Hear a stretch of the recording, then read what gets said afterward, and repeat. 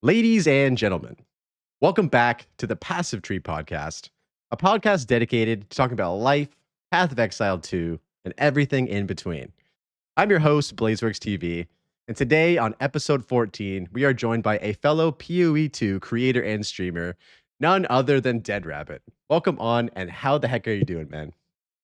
Hi, I'm super glad to be on. I watched, I think every single one of your previous episodes so far. I think I started off with local since I'm pretty close to local, and I just went onto my feed and I went like, oh, I have to watch this. So I really enjoyed that one, especially your thing of doing it not really focused on just PoE2 now, but like everything about life. I really like talking. I talk on stream every single day for multiple hours, so it was just natural for me. I will just say I feel very good. I already told you in before the intro here.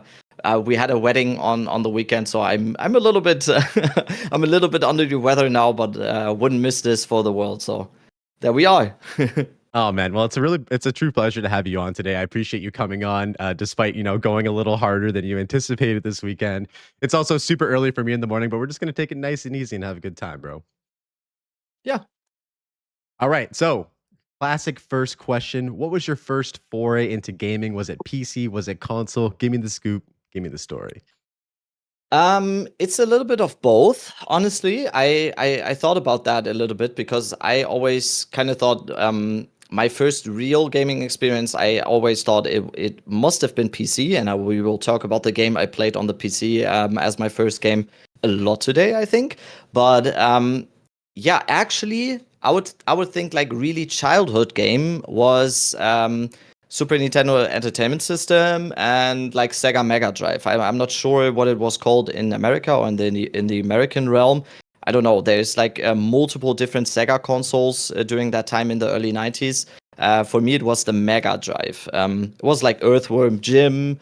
It was like Sonic, this kind of stuff. And then a friend of mine had a Super Nintendo Entertainment System as well, and that was then obviously all the Mario Kart, everything that was related to that, the old Zelda and stuff.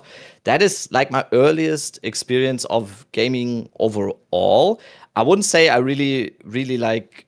If someone would ask me though, my first really that I played something out of my own accord and that I really wanted to play, and where I said, "Oh, I have to play this game and I'm invested in this game and I'm not playing this to like waste time here," is gonna be Final Fantasy VII. I um I think I told Kalturak and Miso in our podcast this story as well. When I was like 7 or 8 years old, or like 9 maybe at the most, I actually found a old PlayStation 1 at the side of the road. It was just standing in front of a door, and people just put a little note on it, like to give away. It was like a PlayStation 1. It was like two blocks away or something. I just went with a friend and we found a PlayStation 1. My parents were not really big fans of having consoles in the house or even like playing video games or whatever. So I brought it home, and a friend of mine had Final Fantasy 7, and I only remember that for the next 2-3 years I basically only played that. I think to this day I must have played Final Fantasy VII all the way towards the end or completely through at least like 10 times. I played it a few years ago again on Steam, but that was definitely the first one. And then the absolute first video game on a PC was Diablo 2. I begged my parents for a PC when I was, I think, I would say 12 years old. I think when did LOD came out? It was must have been like 2001. And when LOD came out, maybe a few weeks after that came out, I started playing Diablo 2 with a friend. The dad of this friend was a very big PC guy, was a very big Blizzard fan, huge Diablo nerd, and we played Diablo 2 with him. So that was the actual first game I would say played, because everything before was always a little bit yeah, it's like you get it and you play it. But Diablo was something where I feel like I was consciously deciding to play that, and not any like outer influences made me do it.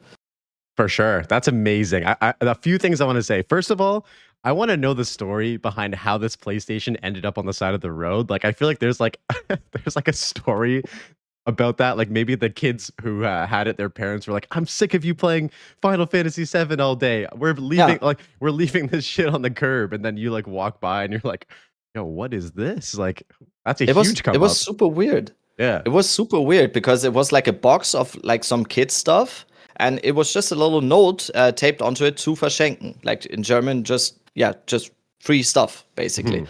And it was like one of these old PlayStation ones, like this big thing with one controller, with all the cables, everything, no games, whatever.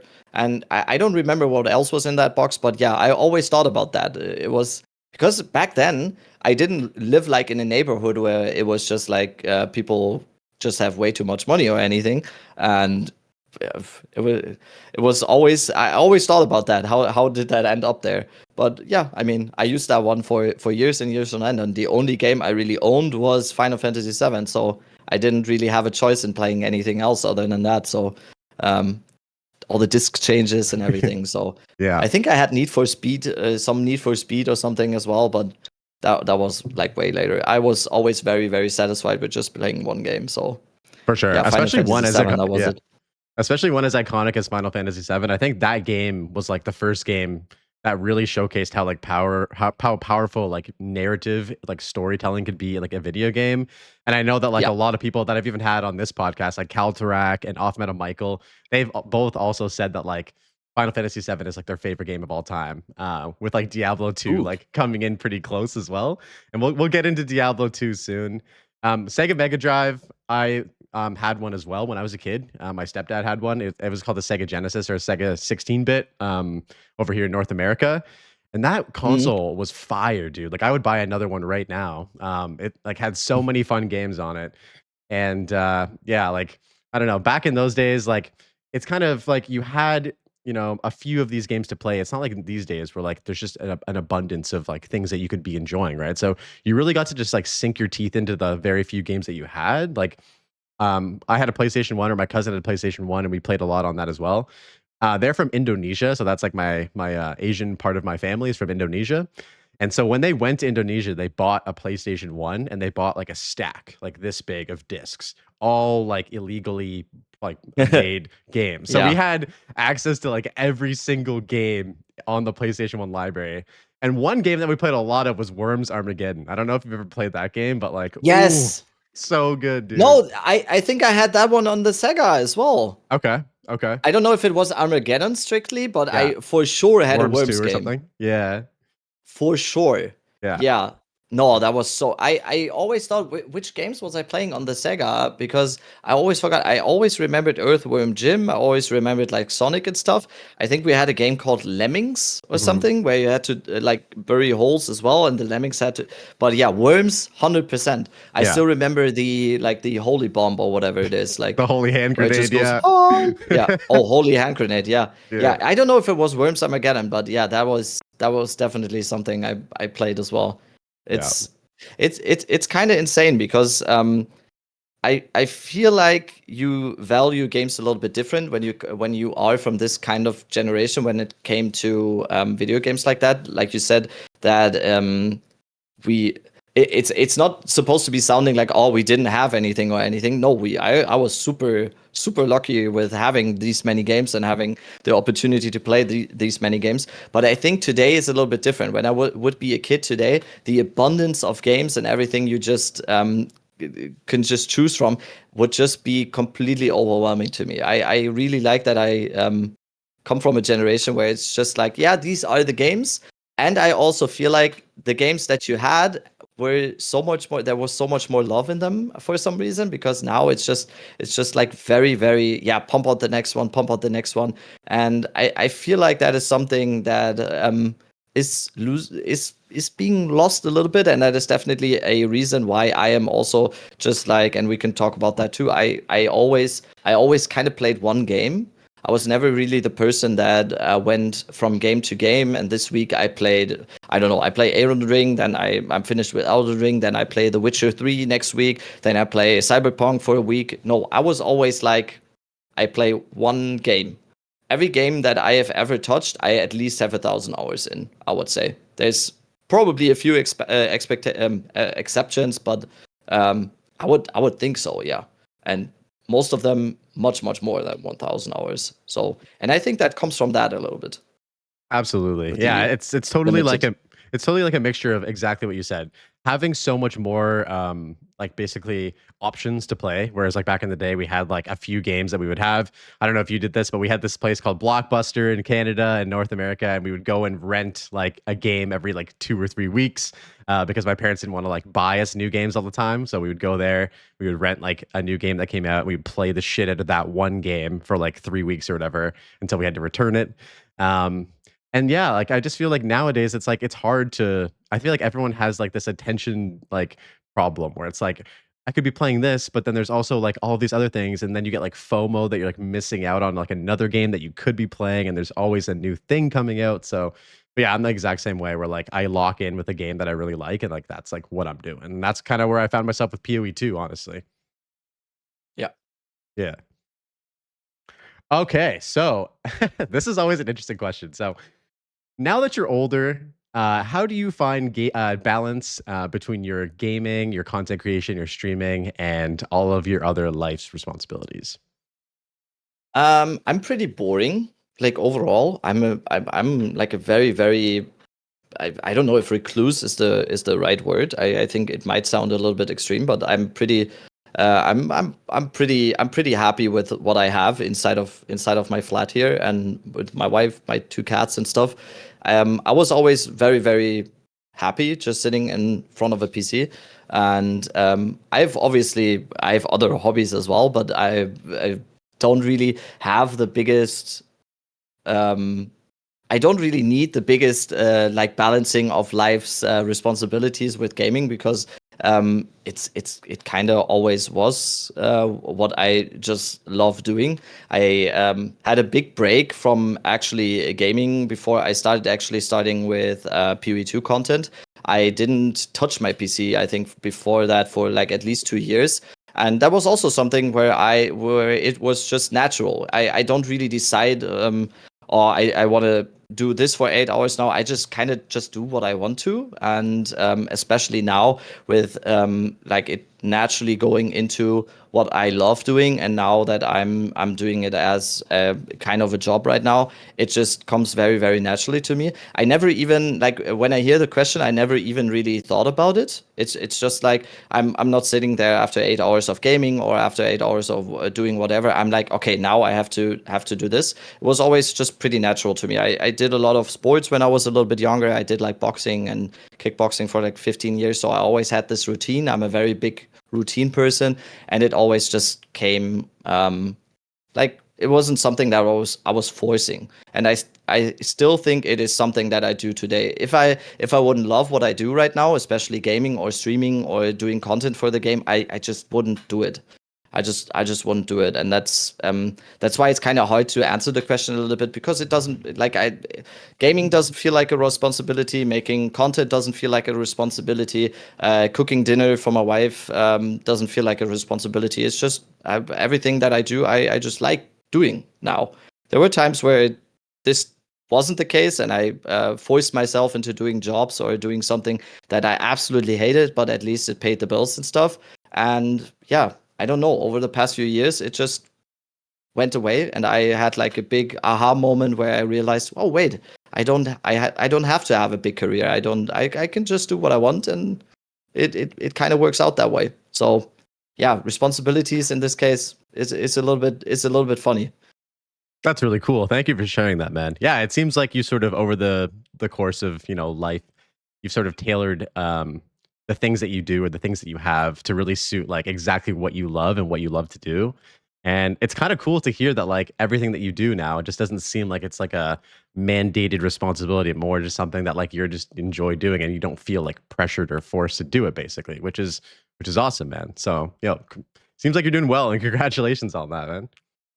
Yeah, I mean, it's obviously I am obviously just for the situation that I'm in right now, even though I like just disconnecting it from money or whatever, or just disconnecting it from paying bills and stuff, even though I made a lot more in my old job, I just feel so much happier now. And I just am very grateful for the situation that I'm in right now. And I just think it's very privileged to have the life that I have right now. I say this in my stream pretty much every day, how happy I just am every morning to get up at 6 a.m. and start my stream and whatever. And it's first of all, it's very, very privileged. And it's just something that I am just enjoying right now. I don't really think I don't really think too much about what is going to be happening in a year or when PoE 2 comes out or am I going to make it or whatever. I don't really think too much about that. I'm just enjoying the moment right now. It sounds always a little bit polemic, but I'm just doing it right now. I'm here right now, and let's see for the future how it looks then. Oh, I think that's a great attitude to have. You're not like stressed out about like the potential outcomes of like the future, what's going to happen, what if this, what if that, you know what I mean? Like I think that's a really like good mindset to have. I feel like it just keeps you really grounded and obviously like super grateful for like the opportunities that you have right now. And yeah, you can't go wrong with that, man. Yeah. All right. So I wanted to ask you sort of about the like start of your like content creation journey. So I took a look at your like YouTube channel, and I do this with every guest, and I go back and click the oldest button, and I see like what was the first video that they made. And so the first video that you made was like a really long time ago, and it was about playing Diablo 3, like the feeling of like playing Diablo 3 or something. So give me a little bit of a walkthrough about your like gaming creation journey. Basically, when did you start? What game really inspired you to like make content for? Wait, is that still on my channel? Yeah, bro. Was it like the Diablo 3, what it feels like to play Diablo 3 video? Yeah. Wait, that I didn't even know that it's still on my channel. That's so funny. Yeah. I'm just looking that up right now. Oh yeah, Diablo 3 in a nutshell. Yeah, I don't even remember that. That's so funny. Yeah, that was back in the time. I made that channel that I'm using right now for the PoE 2 stuff. I made that channel like back in, I don't know. I don't know. It should be maybe 2012, 2013 or something. And I mainly just did it to make some videos for friends or whatever. I used to play a lot with friends. We played World of Warcraft, we played Warcraft 3, we played Diablo 2, Diablo 3, and all of this stuff. And I just made videos for fun. I always really liked the whole thing about editing videos and everything. But I never really had the drive, not even close to the drive, or like anything that wanted to do content for anything, because I always really enjoyed playing games in private, if that makes sense. I always really needed my own pace. I didn't want to have a certain schedule where I play the game or where I have to do something that I maybe don't want to do. I wanted to watch a movie on the side when I was playing World of Warcraft or when I was playing Diablo 2. I wanted to listen to podcasts on the side. So always, I really enjoy playing games in private. And how it started now with PoE 2, I never really did anything for any other game, like content-wise. I had like a channel where I did League of Legends highlight videos when I was like 18 or something. I just cut down together League of Legends videos or something, and that was like a little side project. But other than that, I absolutely, for the first time ever, I uploaded a video for PoE 2 just when I started playing PoE 2 in December. The original thing was that I quit my job in October, and then in December, PoE 2 came out. And I started playing PoE 2, and I was looking for guides, and I was looking for like stuff to do in PoE 2, like content-wise. And I just thought, oh, most of these videos are they start at a place where, as a new player, especially, you just get left behind a little bit. And I played PoE 1 for years and years and years, and I played a lot of PoE 1, and I wouldn't really see myself as a new person, especially in the ARPG space. But I kind of felt like the videos were missing something. So I just decided to do like little guide videos, like very easily explained little guide videos. And especially I did some build guides for the build that I was playing. And for some reason, it just went really well. And then I started streaming on YouTube, I think for the first time in January, and then on Twitch for the first time in February of this year. So yeah, I just slided into it. I wanted to take a sabbatical from work for like 6 months, from October to whenever this year. And yeah, a few weeks ago, I decided, or maybe even a few months ago, I decided to do this full time now. And yeah, I just see that I was really lucky. I have no idea how this happened. No idea how this happened. That's amazing. Thank you for sharing that. It seems like we have very similar sort of like introduction points to like actually taking a stab at like content creation. And that introduction point was PoE 2. So to follow up with that, what about PoE 2, aside from a sort of the lack of accessibility in terms of guides and stuff, really like inspired you to want to like put yourself out there and like sort of, as you mentioned, change up the way that you like interact with games? Because you said before, like the way that you interact with games is sort of on your own pace, on your own time, playing with a second monitor up. What about PoE 2 made you want to change that? Um, when I first played PoE 2, I just felt the vibe kinda, and I just from the first moment that I played it, and especially the campaign, like my very first experience with PoE 2 was just very good, and I just believed a lot in the structure that the game is offering. I was very surprised at how much I enjoyed PoE 2 at the starting point. So the first few videos and stuff were just like, why not? I just wanted to see if something sticks or something. But then I really to start to get into all the game mechanics and everything that was related to the game, and I just wanted to share it with other people how good it is, or how amazing it can be at some point. I just fell in love with this game in a way that I didn't for a very long time, and yeah, honestly, after a certain amount of traction you get on videos, also a big factor for me, of course, and I think this is true for every single person that does content in any type of way. Once then something picks up and something gets traction, then it becomes kind of addicting a little bit. Once you see, oh yeah, this video is doing better than the last video, now the stream is doing better than the next stream or the stream before that, that becomes a little bit addicting in itself. Doing like this type of content, and then seeing the YouTube app and doing this kind of stuff, that is definitely a factor too. I think a lot of people who are doing content for anything, I will all say that it becomes a little bit addicting to chase the dragon a little bit and to chase numbers a little bit. But I wouldn't do it, like I said before as well, I wouldn't do it if I didn't love the game. Even in times like this, where the game is in a state where it's super slow right now, and I'm struggling a little bit to find stuff to do, I still really enjoy the game, and I'm just mainly just very hopeful for the future. And I feel like I'm just investing in something a little bit right now, and that is also the reason why I, for example, didn't go with PoE 1 now. I kind of want to specialize a little bit now, because I strictly believe in the future of this game a lot. And yeah, and that is what initially triggered me to start content creation in this. It was honestly probably just campaign. I just felt like the campaign was already amazing when I first played it. Playing the campaign in PoE 2 for the first time was definitely an experience I didn't have in any ARPG before. I was just awestruck sometimes by the sound design, by the boss designs, by how the game feels when playing, how every ability feels, and yeah, definitely didn't have that before too much in any game. Dude, I know. Like, I wish I could go back and experience the campaign again for the first time, because man, like there were so many, as I always call, like holy shit moments. Like when I was playing through the campaign, you know what I mean? Like when you like roll up on the dreadnought, like to the like on the caravan, and like you just like there's like these things that you've never like I've never experienced before in any ARPG. Like the environments, the way that the game feels like to play, like the sound design, the animations, like everything just comes together so well.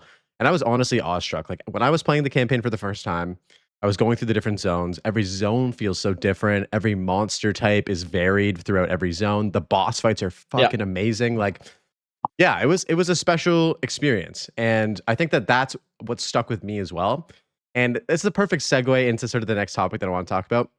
This game gave me a feeling that I haven't felt since I played Diablo 2 for the first time. Diablo 2 was a game that really just shook me to my core when I played it for the first time when I was like, whatever, 9 or 10. And ever since then, I've been chasing that feeling playing ARPGs. I played a bunch of ARPGs throughout, like, the 25 years since that game's come out. But nothing has actually made me feel the way that Diablo 2 felt. And so as I was playing through PoE 2, I started noticing like all of these like very distinct inspiration points from Diablo 2, like from the Yeah. same act locations to, you know, the hooded one and to the mausoleums. Like all of these things are like, oh, like you guys are literally like trying to remake Diablo 2 here, but in like a new and like modern way, basically. And it like got me, dude. Like it felt like this game was like kind of made for me. I was like, holy shit, like Diablo 2 is like my fucking favorite game ever made. And now I have PoE 2, which is like rivaling that, which is honestly crazy to say, but it is. Like, and I feel the same way, bro. Like super optimistic for the future. Like I think a lot of people forget, and I've seen a lot of comparisons to PoE 1 to PoE 2, especially after my latest video. About I think the general perspective is that like PoE 1 has so much content and PoE 2 has like nothing to do, basically. I feel like personally that opinion is a little bit redundant because yo, the game's in early access. Like, do you guys expect the game to come out with as much content as PoE 1 does? Like, there's no way. Like, even saying that is like kind of like, of course there's not. You know what I mean? Like, you really expect that? That's another topic that we'll get into. I want to talk about Diablo 2. So, how impactful on you has Diablo 2 been in terms of making you an ARPG fan?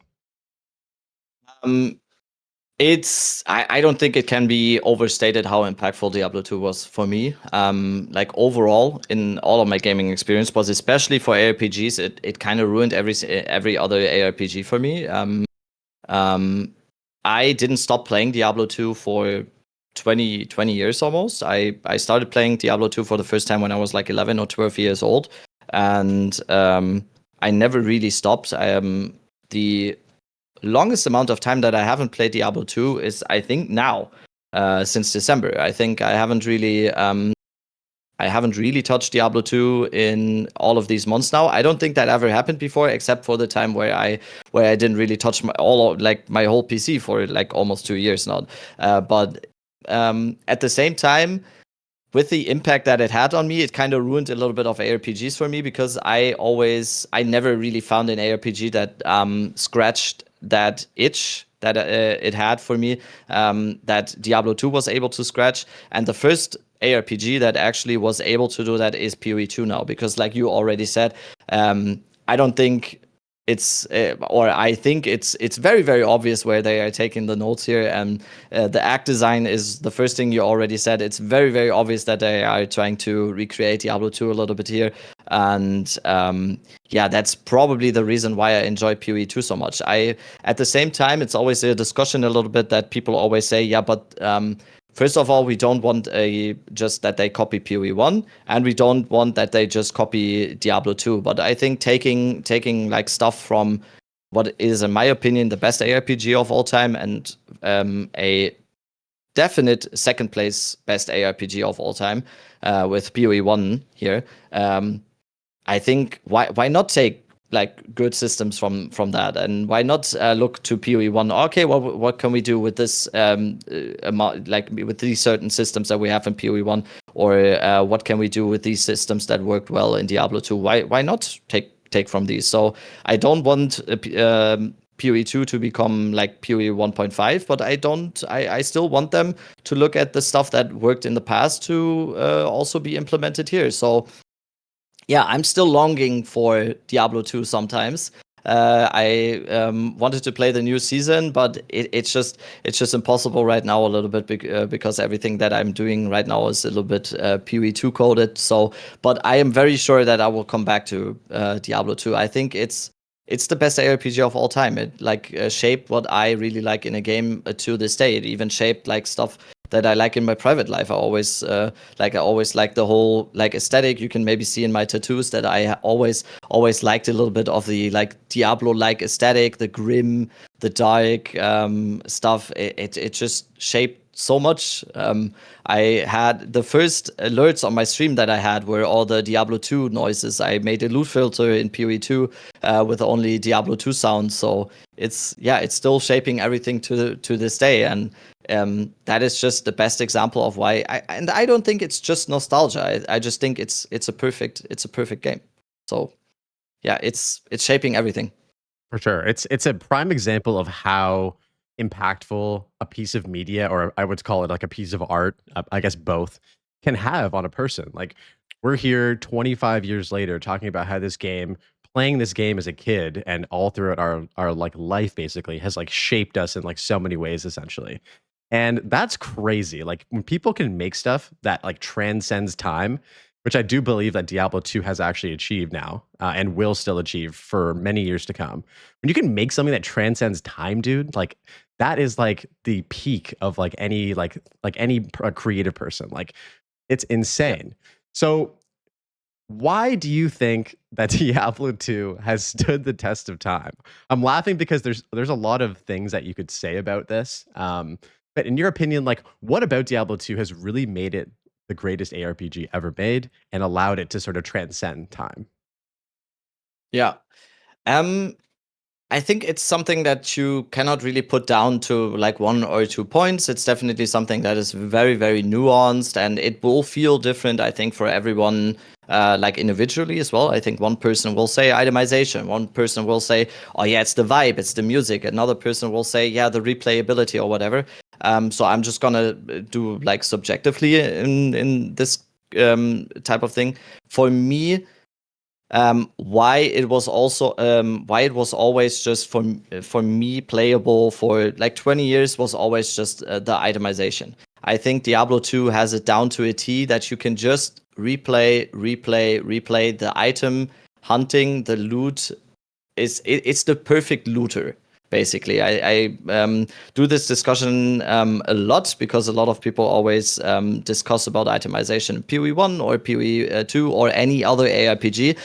Itemization to this day, or how you acquire the items that you will wear in the end, or how the loot hunter system functions, is always going to be the most important thing for me in any ARPG. And I think that comes from my my love for Diablo 2, because in Diablo 2 it was actually perfect. I know a lot of people are very, very there are a lot of hot takes because people really didn't like the lot changes with the rune words and stuff. I'm not talking about that like necessarily, but mainly I'm talking about the uniques and just items in itself. Diablo 2 had it absolutely perfect that there were items that you found. It was something that was possible, and you never really went dry if you played Diablo 2 for like weeks and weeks on end on a ladder reset or whatever. It wasn't really the case that you went 4 weeks without like a drop where you went, oh, holy shit, I got a bear rune, or I got I don't know, like Tyrell's might be a little bit too much, but I don't know, Griffin's Eye, Sodge, whatever, Arachnids, Mesh. I could name like hundreds here. You never really went dry, but it was always the case that when you got something like that, that was a huge moment, and it was just perfect. It was just dopamine city, and it just had loot and itemization absolutely perfect. And I just want this in every single game. I am always looking for loot hunters like that. Everything that I always played, I was looking for that, and I'm looking for it in PoE 2, and it's definitely something that I still need to see some improvement in PoE 2, because I talked about this on our other podcast as well, like that I was a little bit like hesitant about the whole thing about making T0 uniques more accessible, for example, or that they dropped more. But we will see in the future how that will see. But for me, to get back to the question that you asked, it is a perfect looter. I think people could play Diablo 2 for 200 years and not get tired of it, because it's always going to be exciting to find something that you haven't found in a while. And it's going to just make the game more exciting every single playthrough, because then like people are still doing Holy Grail challenges and stuff, and it's always going to be insane to find griffins or whatever, like gold threads or everything. It's insane. Dude, I completely agree with you 100%. The itemization, I don't think there's ever been a game that's even touched the way that Diablo 2 has done it. I hope that PoE 2 gets there one day. I'm super hopeful for that. But, you know, to kind of build off of what you said, like, yes, the chase items are obviously like amazing to find. One thing that I really love to highlight with Diablo 2 was how that magic items and rare items could be just as good as like a best in slot like unique item for very specific builds. Like I talked about this with off meta Michael. You find gloves like the 320s, like the 3 to jab skill, jab Yeah. and spear skills and attack speed. Like those gloves are so freaking rare. But if you find those magic Yeah. gloves, it's like holy shit, I found 320s. Like, and that's just a magic pair of gloves. Like same with like tiaras, like high level like tiaras for like faster cast rate and like spell like levels to spells like for all classes. It's like these items, not just unique items, but the way that they encourage people to pick up magic items, to pick up rare items, like every single level of an item in terms of like the tier of rarity had some sort of like impact or some sort of like necessity to pick up, and that has been lost, I feel like, to the modern day ARPG like genre, where like we're mostly looking to pick up unique items, we're mostly looking to pick up rare items, but magic items, I don't know. I really like the way that they're doing it with the tiered system in PoE 2, but Yes. I think it would be cool if they like somehow took that and been like, yeah, but what if like a magic item could roll like a T0 mod or something like that? Like maybe if you like transform or like upgrade it with a regal to a rare, that T0 turns into a T1, but giving something that like there could be very specific situations where that magic item or that rare item is like more powerful for specific builds. It's just something that's so interesting about Diablo 2, and I would just love to see that in other games as well, because it's just so unique.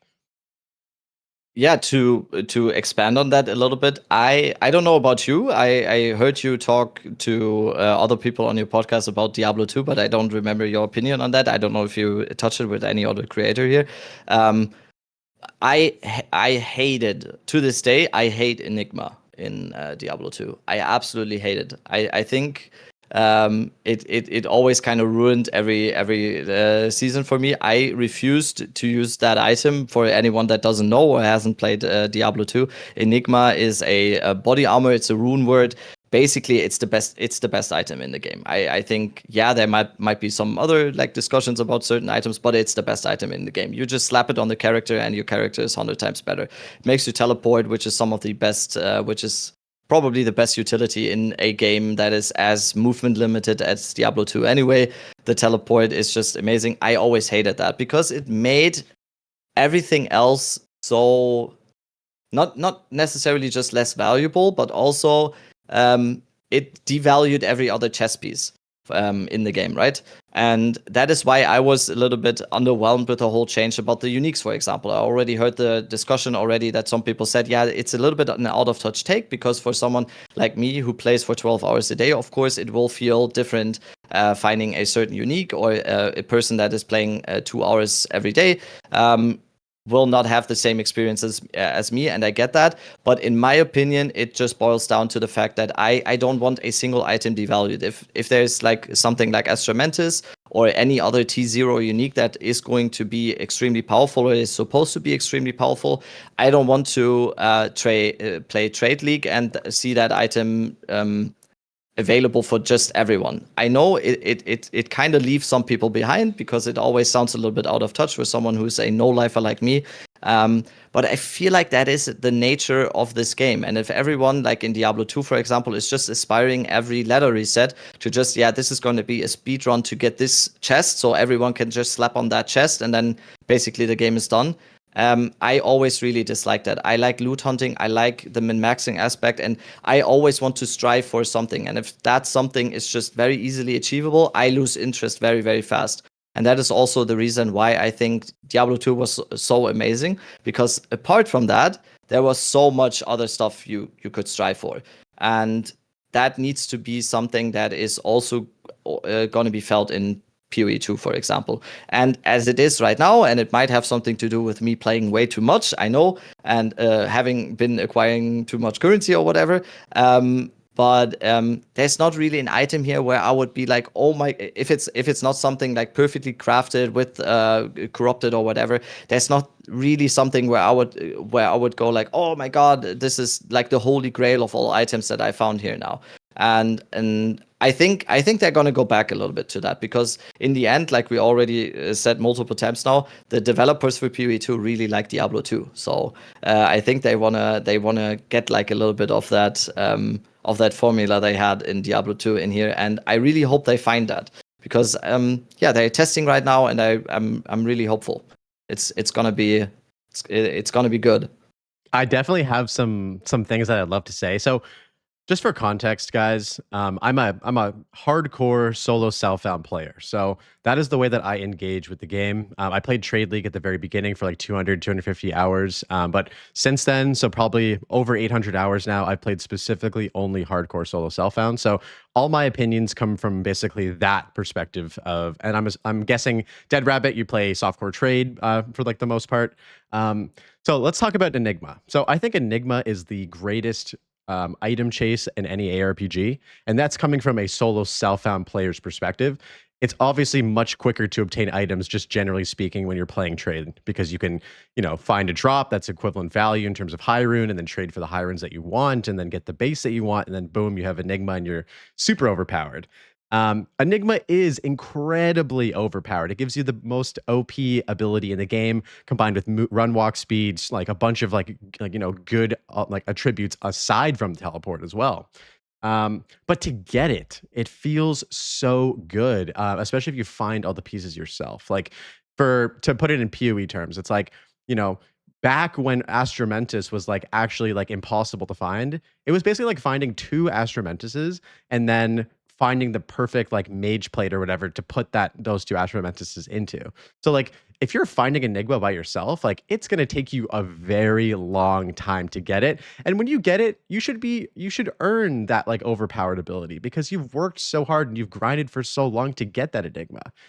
Again, like I'm speaking from self-found experience. Like, dude, if I make an Enigma by myself, like I deserve to like be like way overpowered. You know what I mean? And so I really think that when it comes to PoE 2, the game needs to be balanced for self-found. And the reason for that is because if you can play a game for as long as you want in terms of ARPGs, where we're sinking in hundreds or thousands of hours and never find an item or find an item very rarely, it gives people, as you mentioned, that holy shit moment where like, holy shit, I found a burr rune. Holy shit, I found a jaw rune. And I think that in PoE 2 right now, there's a few of those items that existed. But right now, I think we need more of those things that are like incredibly rare to the point where you're playing through a whole season and you maybe find one of those things. But it just doesn't seem like there's enough of them right now. But I was actually like, I have a contrary opinion of you where I do think that the improvement to like loot drops in terms of like these like the 0 uniques was good because again, self-found player, I like having when they dropped the statistic that was like Astromentis has like a 1 in like 40 million chance of dropping or something. That's not accurate, but basically you're never gonna find it. 43,000 was, I think. I think if like 43,000, I think it was like 4 unique. Mm-hmm. So whenever a unique dropped, there was a 1 in 43,000 that unique would be Astromentis, which is insane. I should add really quick to that opinion that I have here is that it's really tough to say if the economy was like kind of screwed even before that, because I'm strictly talking from a point how valuable certain items were on trade side. I haven't really seen any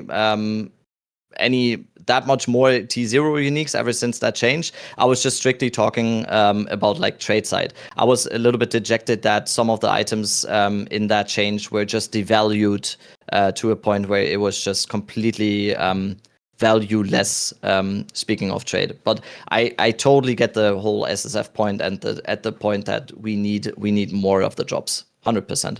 Yeah, totally. Like if you have an item that drops like 1 out of every 43,000, which actually, by the way, Diablo 2 has, like Tyrion's Might you mentioned is like something that like is probably even higher percentage or sorry, lower percentage than that. It's just cool to have those items in the game. But I think there needs to be, as I mentioned before, and as you built off of, more of a spectrum of items that fit within this like a really high or really rare chance to find. It just provides that like crazy dopamine rush, and that contributes to like that wonderful sense of like the loot. Like that's what it's all about, right? As you mentioned, like the loot. Yeah. And so, but yeah, I don't know what they're gonna do in terms of like. I really just hope that with 0.3, like there's a lot more like interesting unique items. Like we can just sort of like transition now into like the PoE 2 itemization stuff like that. Right now, like what is your general perspective on like unique items? Like, do you find that like there's a lot of like variety right now of, or do you find that there's like just a few that are valuable? What's your take on that? How do you feel about uniques? I think I think it's kind of hot and cold a little bit. I have like two very differentiating opinions. One, if I like on the base level, I think they have the right idea, 100%, because GGG's take on unique items in general was always, and I 100% agree with that, that unique items cannot always be the best in slot item, because then you get to a situation where every build is just always going to contain the same unique items. We had that a little bit in the point one league with Ingenuity, for example. We had that. I don't know what the other like examples were. Hands of In Wisdom and this league, Action we were have one it. of those. I think, And yeah, yeah, like, yeah. I think Sir Gog did a meta report for the point one league, and there were a few uniques that had like a usage rate of over 90%. And I think that is very, very bad game design, and they already noticed that, and they already like nullified that a little bit for this league. So they definitely want to be on this train of thought when it comes to uniques. I always kind of compare it a little bit to the situation you had in Diablo 3, for example. I played a lot of Diablo 3, and I really, really liked the game, but you had a situation in Diablo 3 where it was just uniques. I think most builds were really only containing of uniques and mainly set items. And it just made the game a little bit uninteresting in the whole loot hunting aspect, because this is what I really like about PoE 2 and what I really like about Diablo 2 as well, is what you said already as well. There's not just uniques, there are so many items that can be amazing if you just take a second look, or if you just go by the nature of what they can roll. You mentioned the 320 gloves, for example, on Javazon. That was one of the hardest things to acquire, actually, for his Javazon, especially since I know now you play SSF. That was super, super hard to acquire on a Javazon, and that was always something that was really, really desirable on Javazon. And I just have to mention Diablo 2 again. I think it is just something that Diablo 2 did so well, that you had uniques that fit into a lot of builds very, very well, but it wasn't. I don't think there is a lot of uniques as like except Enigma or something, even though it was really, really hard to get. I don't think there are too many uniques in Diablo 2, for example, that have a usage rate of over 80% in every build. There might be stuff like, I don't know, Maras, or if you just take like casters, it's obviously like Arachnid or something. But overall, I think there is a use case for everything. And I have seen a lot of builds in Diablo 2, or even here in PoE 2 as well. And it's a good example, in my opinion. And it is just another example why PoE 2 creators are taking a lot of stuff from Diablo 2. They are build defining, but I could do a build without a single unique now, and it could probably still be pretty good. So I want the balance. I want the balance. I want to have nice uniques that are build defining, but it doesn't have to be always that I have to go for a certain unique in order to actually have fun playing the game. If that makes sense. I know this is very, very general, and it is also due to the fact that PoE 2 is such in a baby stage right now, that it is just something that I have like thinking concepts of, but there has to be some stuff that needs to be added on top of that. And I just think I have a big trust in everyone that is working on PoE 2. And I couldn't do it. I couldn't do what they do. I'm just sitting back. I drop my opinion on some of these things, but yeah, we're gonna have to wait and see. And I'm very, very confident that we're gonna have amazing, amazing stuff. I think unique situation is pretty good in PoE 2 right now. Absolutely. Yeah, I totally agree. I'm obviously I think we're both like sharing a very high level of optimism for the game. To kind of build upon your point in Diablo 2 again, it's like, dude, even white items in Diablo 2, like there's so many situations where like, yo, I need like a 4-socket monarch shield, and like I'm farming cow zone for like hours just to find this like very specific white item. And to bring that back into PoE 2, so I played Smithic Atava as my like league start for Dawn to the Hunt, and I don't know if you've ever touched that ascendancy, but essentially, they have this thing as part of the ascendancy called Forge and Flame, which is allowing you to wear only a white body armor. But through more ascension points, you're adding on these really powerful modifiers to make that white body armor even more powerful. And I was like, yo, this is like reminding me of Diablo 2, where like I'm actually searching for like ornate plates now, like white ornate plates, and finding like the perfect like 2.5 life regen on that, and then socketing it and slamming it and trying to get that enchant. Like it reminded me of like a white item like base chase that they had in Diablo 2. So I was like, I would love to see like, I don't know if they can iterate on that more somehow for other classes or ascendancies or skills or something like that, because that was like a super cool little like I guess nod to the way that like multiple different like types of rarity of items is valuable in Diablo 2. And yeah, it was just like super cool to see that they were like acknowledging that with the Smith of Katava ascendancy, and then doing something completely different with like the Smith's masterworking stuff on it. So yeah, man. In terms of uniques, like again, preface solo self-found player, and my opinion is such a minority opinion because I play hardcore as well, which is like, you know, the gear is such a puzzle, right? Because if you get the wrong piece of gear, you're going to lose your character.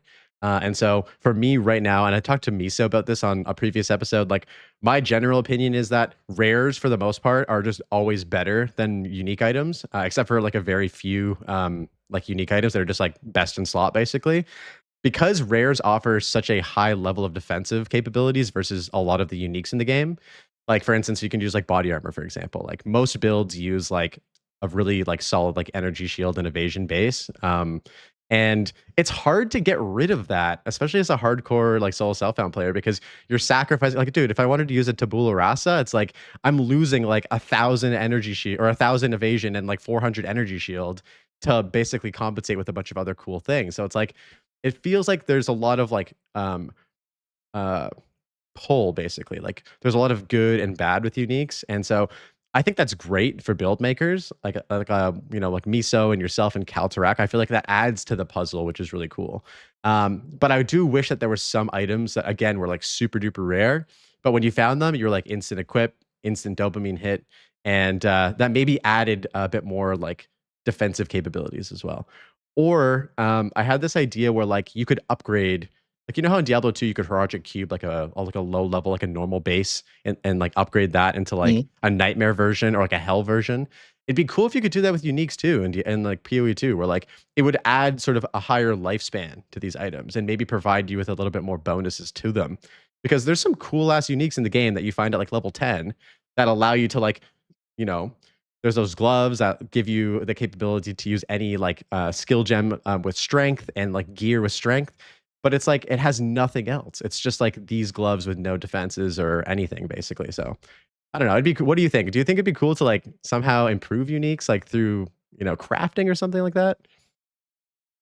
I think it's like a very slippery slope, and I think GGG are actually super aware of that, because there is, as it stands right now, there is a lot of dead space, yeah, and a lot of people are always like a little bit surprised. Oh my god, there are so many cool uniques with so many cool interactions, but they're just like useless basically. There's so many good ideas behind some of the uniques. And yeah, it's just there's just a large portion of very cool uniques that are just unused in the end. I think it's a tightrope, or however you call that, because like I said before, if you now go in and buff all the uniques, that everything is just amazing and everything is just no downside whatever, and this poison based unique is just insane now, so poison pills are super good, and then you have all the uniques that are like I don't know, a hammer or whatever, or it's then we come to exactly the point where it's just going to be unique hunting and everyone's just going to look for the same uniques, and that is definitely something I really don't want.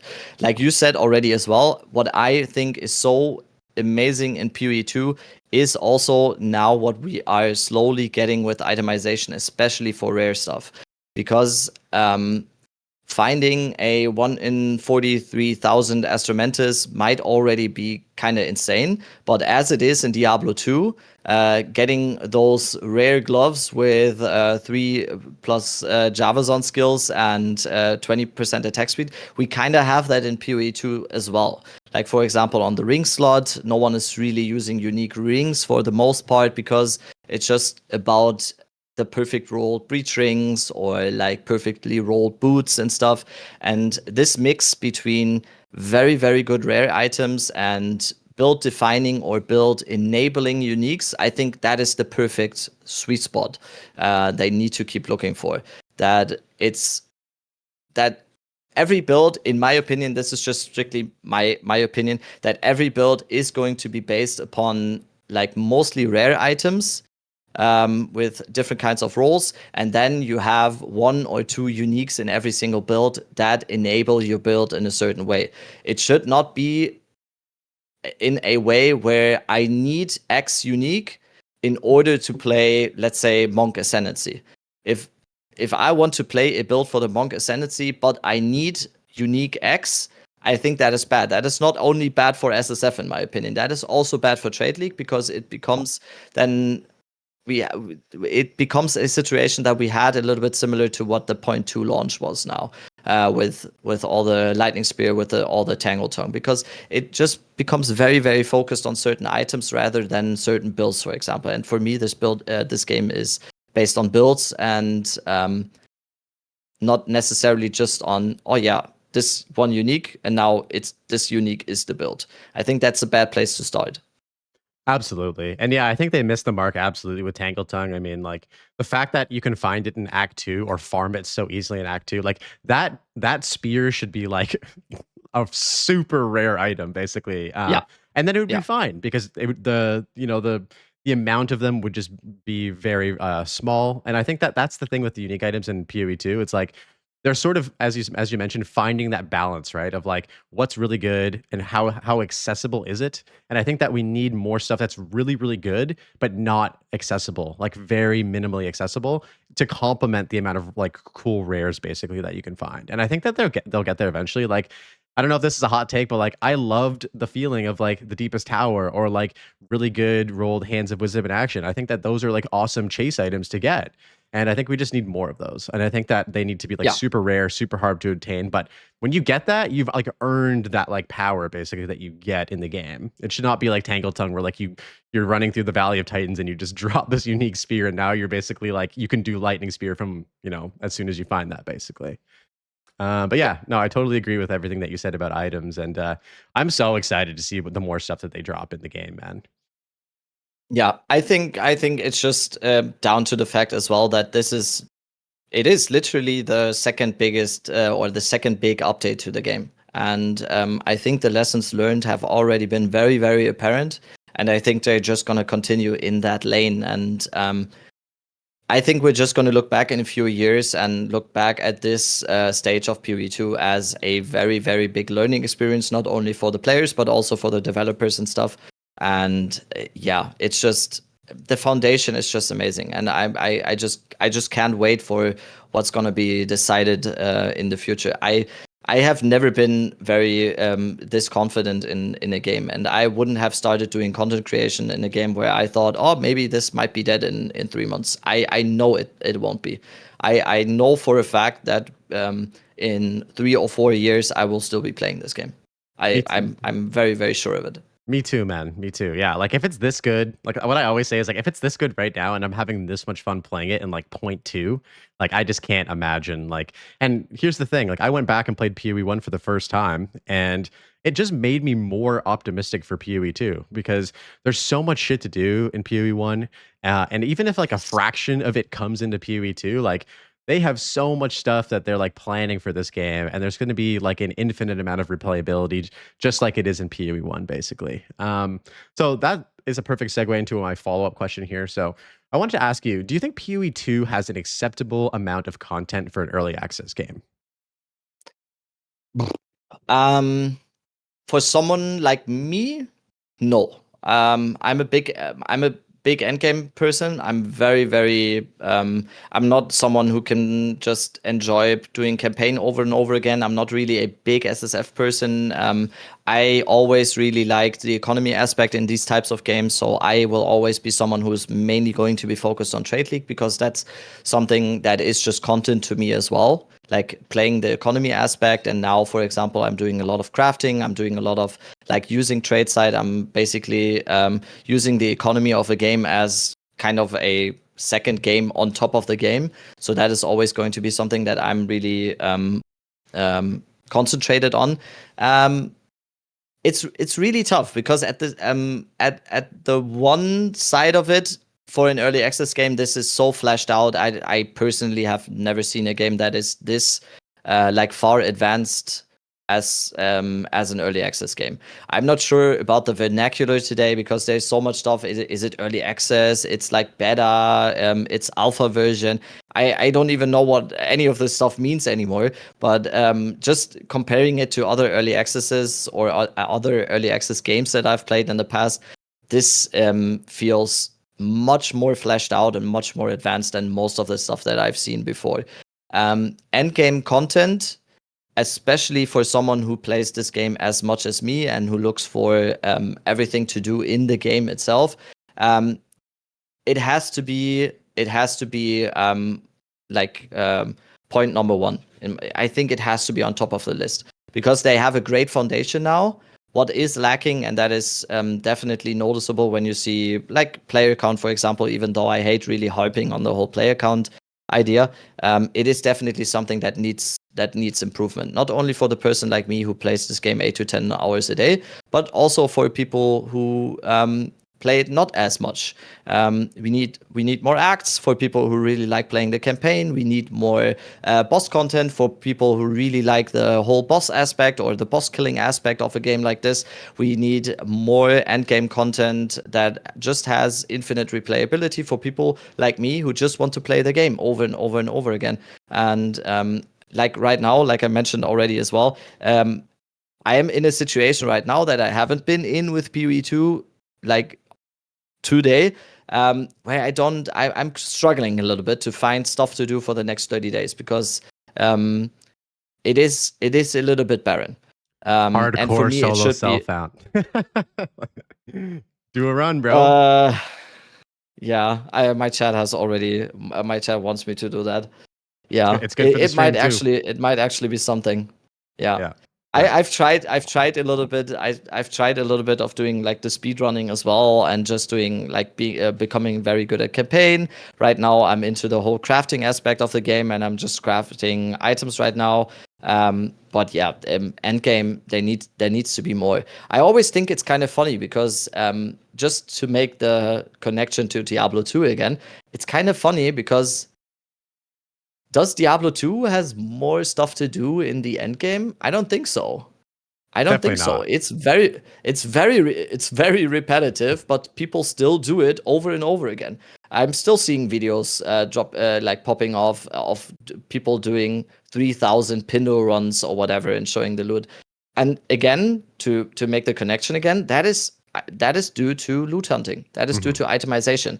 And since we don't have that in PoE2 right now a little bit, that if there was still chase items for me where I would still farm because I want a certain chase item or whatever, that would keep me playing for more than 10 hours still every day because I'm chasing something. I want something in particular. And that is the reason why I always play Diablo 2, because I always had like this thing that, I haven't seen a Griffin's Eye in like 12 months or something. But yeah, we need more. To go back to the question again, in my opinion, that should be priority number one. I think getting more acts is also a very high priority. I wasn't really of that opinion at the first because I always thought, we can keep it like this. But more acts also means so much more for the game. It means more bosses. It means more monster types. It means more variability in campaign play and everything. So. And that just lays the groundwork for the end game then. But for me, as someone who really, really likes playing thousands of hours in endgame, priority number one should be more stuff to do in endgame. Yeah, I totally agree. I think, as you mentioned at the beginning of your answer, there's sort of like a spectrum of like quality when it comes to early access titles. And I think that like for good reason, early access has like a sort of stigma around it where like when you buy an early access game, you don't really know what you're going to get into. Is this game ever going to get finished? Like whatever. You don't know how polished it's going to be. I think like objectively speaking, this early access game, comparatively speaking to pretty much every other early access game I've ever played, and I've played a lot of them, is definitely like, you know, S tier, like in terms of polish, in terms of like the quality of the game design and everything like that. Like there's no other early access game that I've played that I've allowed or that's allowed me to have this much fun, this much enjoyment. That being said, though, I think the fact that it is under like the title of early access, I think a lot of people call it like beta or whatever like that, but it is early access. That's what they have listed it on Steam as. So you know, there's that. Of course, there's going to be a lack of like content for people who end up playing the game for like thousands of hours, right? And I think that it's funny because as we like degen these types of games for a really long time, we sort of have our perspective shift to sort of the folly of these things. But in reality, we're like such a like minority of the player base that actually plays the game this much. You know what I mean? Like there's so many people that will like not even beat the campaign or like not even like get to maps and then quit like after like a, you know, less than 100 hours. You know what I mean? So the fact that there's still enough content to like enjoy up to this point is kind of crazy for an early access game is what I'm trying to say basically. Of course we're like a minority, but it's still crazy. And one other thing, I totally agree with the way that you're talking about content. I think that like I'm totally fine. I don't know if this is a hot take, but I'm totally fine with not seeing another class or another weapon in point three.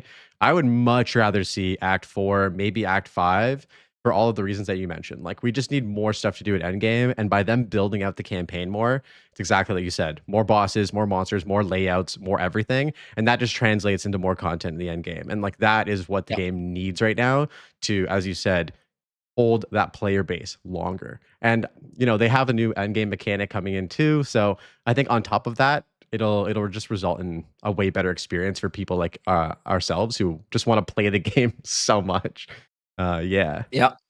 yeah, It's kind of funny because I'm that people like us who play the game as much. It's kind of a dichotomy all the time because I be complaining about, or I don't think I'm complaining that much, but would I be complaining about it as much as I did if I didn't play so many hours every day? So is it like is it a chicken? What is it? Chicken or egg comes yeah. first? The So egg or the it's chicken. kind of Yeah, funny, but at the same time, like you said already as well, there is um it's like a luxury problem that I think I have. I just want to play the game more, and I'm just looking for more stuff to do. And it is probably something that a lot of the player base don't even feel close to that because and I really try to see from a perspective of a player like that because some of them, like you said, 1 hour every night. Slowly going through campaign, maybe even playing SSF or whatever. They are on a completely different like state of mind when it comes to enjoying the game, and they probably a lot of the times these types of players enjoy the game the most. I would think because they are not too harping about like me. I'm thinking every day what can I min max an end game now because they are just enjoying and they are doing, oh damn, I killed Blackjaw now in Act 3, and wow, what an amazing boss fight! And now I'm going to bed, and it's just um everyone needs to be no one needs to be or no one should be left behind. I think the perfect game, especially in ARPG, caters to the hardcore audience at the same time that it caters to a more casual audience. And if it's only for hardcore players, and this is kind of a segue into maybe like PoE 1 topic, I think PoE 1 doesn't really have that same effect because in my opinion PoE 1 is pretty hardcore, like all the way around. I don't think PoE 1 is something for someone who just goes like, "Oh yeah, I'm gonna play this for an hour and see what happens." I don't think that works with PoE 1, and that is the reason why I'm really hopeful for PoE 2 because we're getting so many new players. I have so many people on my YouTube videos, in my chat every single day, where PoE 2 might even be the first ARPG they ever played, and I love these types of people because they are so like fresh and they have such good perspectives about the game and stuff. I'm not hating on PoE 1 at all. I think PoE 1 is the second best ARPG of all time. It is an amazing game. It is probably close to what perfect means for an ARPG. But I always kind of thought, damn, some of these guys are a little bit bitter. and Oh, just get a dude. new fresh perspective. Yeah. Just be fresh, just try to see stuff from people who don't play 12 hours a day, and try to see it in a way that someone who didn't play PoE 1 for 20,000 hours. Not Yes, everyone dude. is like you. Yes, And dude. that is something that I see very, very important in every single piece of content that I do in my stream and everything. And that's why I, again, really like PoE 2, because I'm catching a lot of people who are super, super fresh, and I want to take these people with me. And even though I might be a little bit more hardcore and a little bit more degen, I want to take all of these people with me, and we enjoy the game. The same, everyone. It sounds like it's just a video game, I know, but it's just I that's what I love from the start in PoE 2. It just seemed like so many fresh faces, and not bitter at all. You're looking at a fresh face right here, my man. Like that's me, bro. Like, dude, I love this. I love this transition. You actually segued perfectly into like another topic that I'd love to discuss with you. I really have to use the washroom. I try not to do this during the pod, but I will be back in 30 seconds. Talk to the chat, whatever. I'll be right back. All right, we're back, chat. We're back. Sorry about that. I try my best to hold it during the pod, but like I could tell that we're vibing, and I wanted to like make sure that I'm good for this next sort of topic, because this is something that I really wanted to speak with you about, and I think that we have like pretty. Oh, Rabbit! Someone's saying in chat that you're muted. Oh, I'm muted. Yes. Welcome back. Welcome back. All right, so we were just talking about basically the different audiences that these ARPGs attract, and I think more specifically, sort of the audience that PoE 1 caters to versus the audience that PoE 2 is catering to. And this is something that I sort of had my eyes open to with my recent like experience in playing PoE 1, where coming from a person who played only PoE 2, I jumped into PoE 1 just out of like respect for PoE 2. I was like, man, I love this game so much. I want to see, it was like going back and playing Diablo 1 after playing Diablo 2, which is also a fucking amazing game. And if you haven't played Diablo 1, whoever's listening, y'all should play that. Um, but it made me realize that, the game, I think, and the developers like GGG has accepted that the people who are playing Path of Exile 1 for the most part are all like veterans. So the game is basically balanced and developed now to cater to these veteran players, these players with 5,000, 10,000, 20,000 hours. And so as a brand new player, and I went in blind, I played SSF, I didn't look up anything. I just played through the game and experienced the game the way a new player would experience. I played through the campaign, I interacted with all of the systems, I made my own build, I got to maps, I did some mapping and stuff like that. And it made me realize like this game is is so dense for a new player who is just trying to experience the game like blindly and just enjoy the magic of discovery, which is what I really love in ARPGs. And that's the way that I enjoyed PoE 2. I played through, and obviously when the game came out, there wasn't any resources or build guides, so we just had to play the game and like and learn shit. And like I love that. And so basically what I'm trying to say is that what they're trying to do with Path of Exile 2, I could understand more from playing PoE 1. Where like for PoE 1, they are very much catering to these diehards, and some of them are a little salty if you don't like that type of development. And then with PoE 2, it's like I think they're trying to find a balance of like attracting new players, which is of course, you saw the numbers of what PoE 2 brought in for the first like 0.1 launch. Like there's a lot of new faces, a lot of people who've never even played Path of Exile before, myself included. And so I wanted to ask you, like, do you think that the game should be leaning towards being balanced more for new players or balancing more towards hardcore players? Where do you see like a percentage ratio there? Because in my opinion, like there's a lot of people who struggle with Path of Exile 2. It's a hard game. I just recently did a poll on Reddit where like I asked the community, what do you guys think about Ascension? Like, can you guys get all your points? And as an SSF player, I've never paid for a carry. I've just done it all myself. And it feels good. It feels good to overcome that challenge. But so many people, dude, don't even do it. They just pay someone a divine orb to get their fourth ascension points. And it just seems like, GGG's at a crossroads right now where like, the hardcore players are enjoying this difficult content, but the casual players are struggling right now. So what do you think they should do? Um, like I said in the previous segment as well, is that is kind of to me a good sign, or a sign for a very, very well made ARPG. I think ARPGs are special in that aspect, especially. it needs to be catered. I, as a hardcore player or someone who plays not hardcore the game mode, but as someone who plays more than 10 plus hours, for example, it needs to cater the same as it caters to someone who is not playing the same amount. The big difference is that I don't want a game, even though it sounds maybe a little bit out of touch or whatever, but I don't want a game where someone who plays 2 hours every day has the same no, how do I word that without sounding too inflammatory here? But someone who plays the game for 2 hours every night shouldn't have the same items than the guy who's playing for 12 hours every night. I'm not saying one is better than the other, but it's supposed, and a game like this, and especially an ARPG like this, is supposed to have ceilings. And someone who's not able to get through campaign in the first 16 hours or whatever, without like saying that is a bad thing or a good thing, I don't care. But I would, as someone who enjoys challenges and who enjoys the challenge, and I enjoyed PoE 2 campaign so much because it wasn't easy. Yes. And I don't want the game to be catered around people who are crying because the game is not giving them everything on their first playthrough.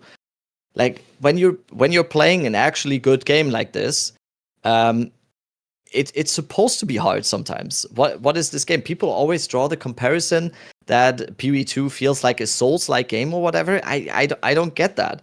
Or how, even if that is true, how is that a bad thing? How is that a bad thing? It's supposed to be challenging. The reason why I was so enamored with the PoE 2 campaign was because I played it with a friend at the time, by the way. When I first started the campaign, I didn't do any content or whatever for the first like month of PoE 2. I didn't do any content or whatever. And the campaign I played with a friend. And we were just so in the zone because it was hard. Mhm. Because I do still remember we must have spent like 2 hours before we got to Count Geonor, like the Act 1 boss. At least 2 hours, maybe even 3 hours or something, to just get through Act 1 or something. And I'm someone who has played ARPGs all my life and stuff. I wouldn't like say I'm playing with both of my left hands or whatever. But it was so fun because we were actually discovering. And then when we got to the count, we got our asses kicked for like an hour or something. And then we went back to town, and then we started itemization, and we did I think the way to count again to see if we can get some more gold, to find some vendor items and stuff. And then we went back in, and then we killed him, and it was just the best feeling ever. Yes, and dude. Yes, it does get frustrating. It's very, very important to differentiate between challenging and frustrating. I think frustrating is really, really bad. And there are certain aspects of PoE 2, and I think the critique in that type of way is very, very deserved. It does feel frustrating sometimes, and I really dislike that. Frustrating is bad. It needs to stay challenging, though. And it needs to be challenging for me, who plays this basically as a job, and it needs to be challenging for the person who doesn't play this as a job, because otherwise these people will be uninterested as well.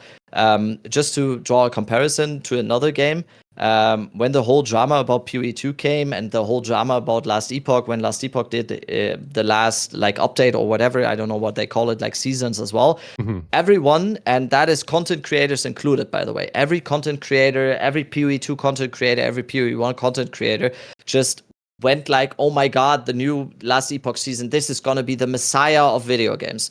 Everyone was like doing videos, this is going to be the most insane thing, blah blah blah.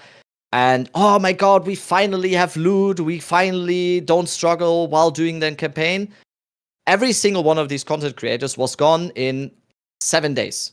The most I've seen every content creator play the last season of Last Epoch was like 7 days. Everyone was just gone. And yes, if you like the instant gratification, and if you want to be full build after 3 days and be done with the game and never struggle at any point, yes, that is cool for 3 days. I'm looking for a game to sink 6,000 plus hours in.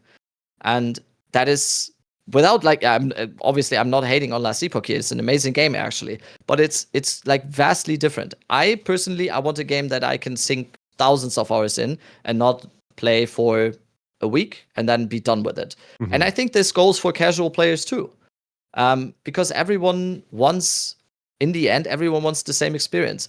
But I acknowledge the fact that this is incredibly hard to balance around. And like you said as well, to draw the line again, like PoE 1 is strictly for hardcore players. There is quite a few people that I've met in my community as well that have never played PoE 1 before, and they went now into PoE 1 and they are having a blast because they actually did the work in doing like actually getting into the game and doing the work themselves. But as you mentioned as well in what you said, most people don't want to do that work. Most people don't want to go through struggling through Trial of Sekimas for their ascendancy, because it's so much easier to just pay someone and get it. But if you do the work, and that goes for PoE 1 and PoE 2, it's just the payoff is huge.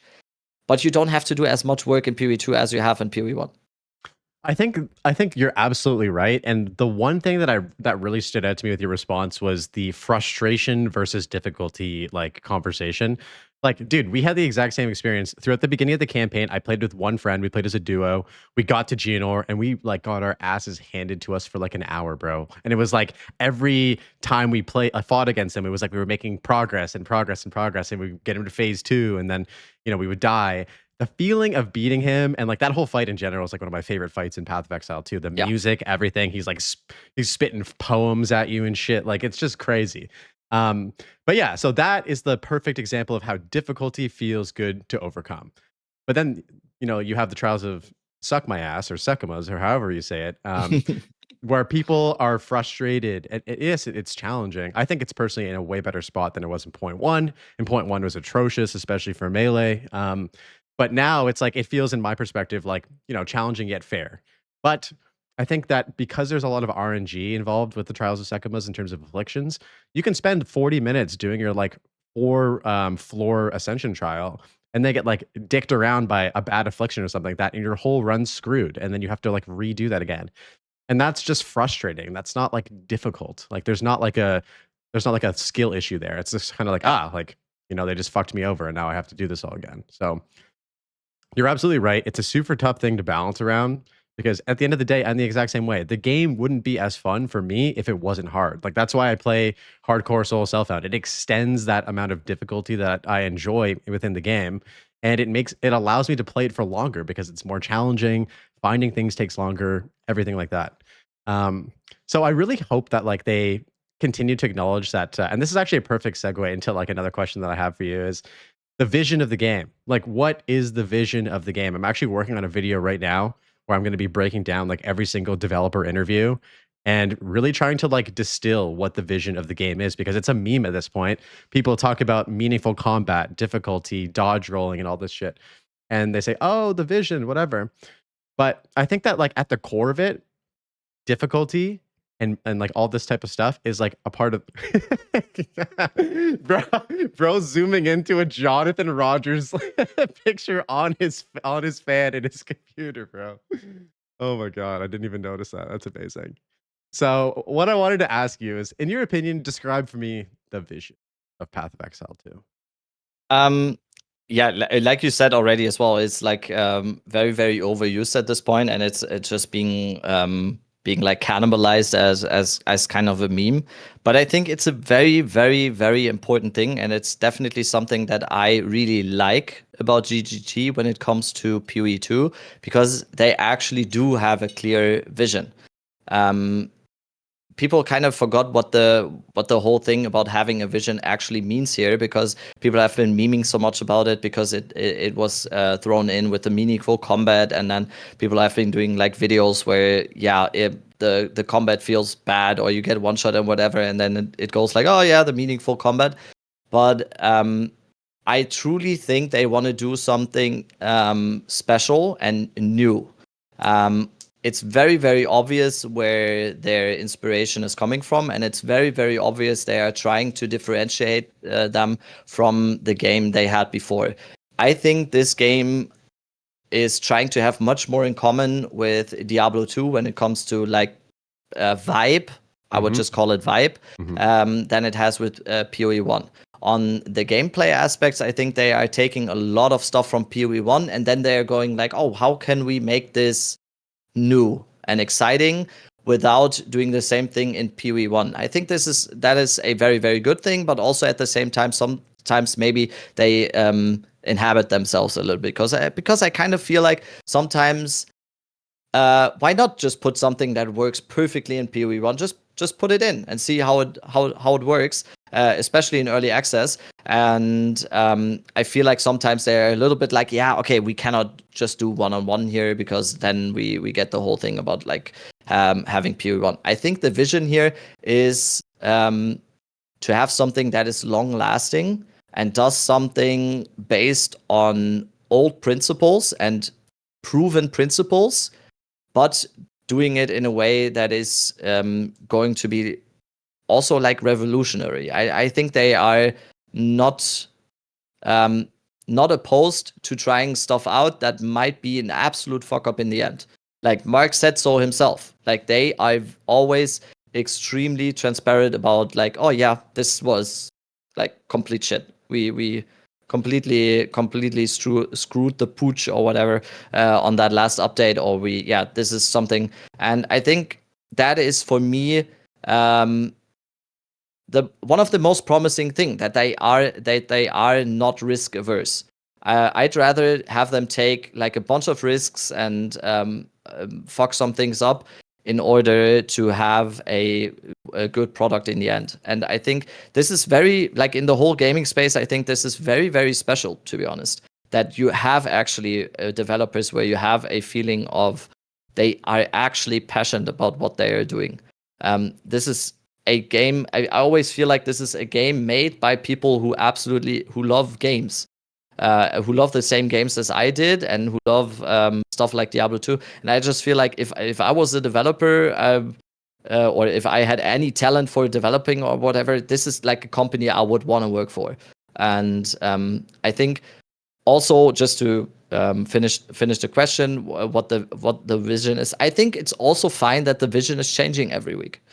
Like it can just be something that is like a set out goal, but it doesn't have to be that, because Jonathan went back a little bit as well already on some interviews, because the whole meaningful combat, and they already realized that, like, for example, the parry mechanic is a perfect example where they, I think, are just gonna go back on, because it was just very, very obvious to a lot of people that from the start, when they introduced the parry mechanic and it wasn't even in the game, most of my chat and our discussion in my stream was just like, yeah, I don't think anyone's gonna ever use the parry mechanic.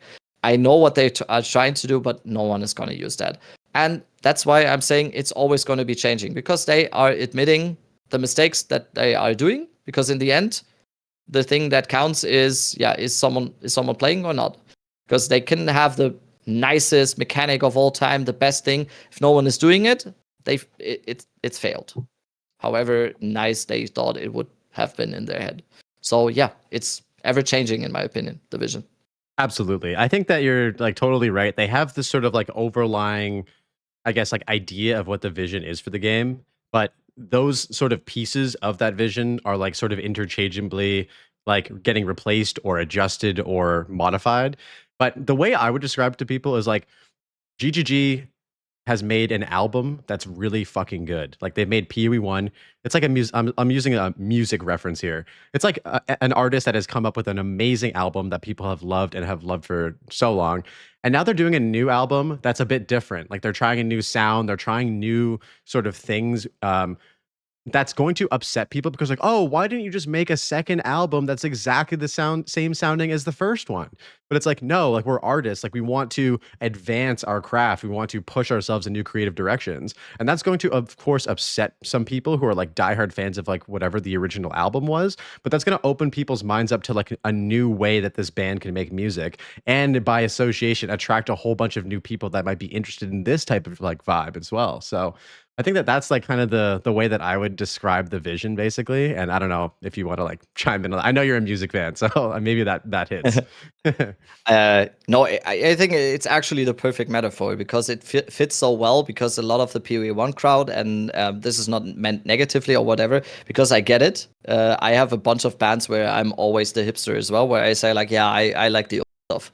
And there is gonna be a large portion of the PoE or Path of Exile in general community where there's just gonna be some people. Yeah, I'd rather just play Path of Exile 1, and that's fine, But if GGG only listens or only tries to cater to that audience, like you said as well, the band is never gonna evolve. Like Yes. there is never going to be. I don't know. I don't know what an example would be, but there would never be the Eminem show without the Marshall Mathers LP. I don't know what the example is here, but Precisely. they're both good albums. Yeah. I can like it. It's you need, like you said as well, and I think that's why it's the perfect metaphor. You need even though you didn't a perfect album, you gotta at least try again to make another good album. Like it's and it can't be very... the exact same, like, or else it's just going to be a copy of the first album. Like, it's just like, yes, you're going to take, if they did that, it would be like taking the easy way out and be like, yeah, we'll just do exactly what our fan base loves again. But it's like, at the same time, that's not fulfilling as a creative, as an artist or as a person, basically. Like, you're not pushing yourself, right? So yeah, I'm glad that that's that we can sort of agree on that. I think that's like a great way to describe it. Yeah. All right. So at this point, I want to check in with you. We're at an hour and a half right now. How are you doing and how are you feeling? My energy is a little bit low, but I can go more. I like talking. All right. Well, I won't however long you wanna, I'm fine. I don't want to take up too much of your time. I know that you've had a long weekend. I'll go back to bed after, so I don't care. All right, sounds good. Well, I appreciate you coming on, bro. It's been so much fun. I have a few more questions I'd love to get into, but I won't take up too much of your time. Probably like another 15, 20 minutes or something. If you want to do more, I'm down with more. So all right, guys, we're going for 6 hours, boys. Subathon right now. Let's go. Me and Dead Rabbit. All right, so one thing, sort of, we're gonna pivot now, guys, to talking more specifically about Dead Rabbit here. So you recently had a build featured by GGG. Describe to me sort of your feeling about how that felt. And when you started playing Path of Exile 2, did you ever imagine that like one day grinding your games would be like featuring a build of yours on like their like channel? Like, give me the scoop on that. No, I would have never expected.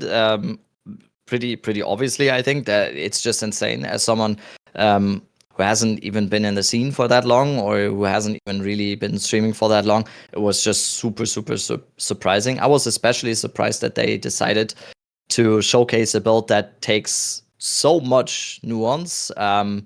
It is not a build that was just easy to set up. It is definitely something that the vast majority of players could never touch, because it's just something that needs not only high investment, but it's also very hard to set up and to get used to and stuff. So I was especially surprised that they showcased that one.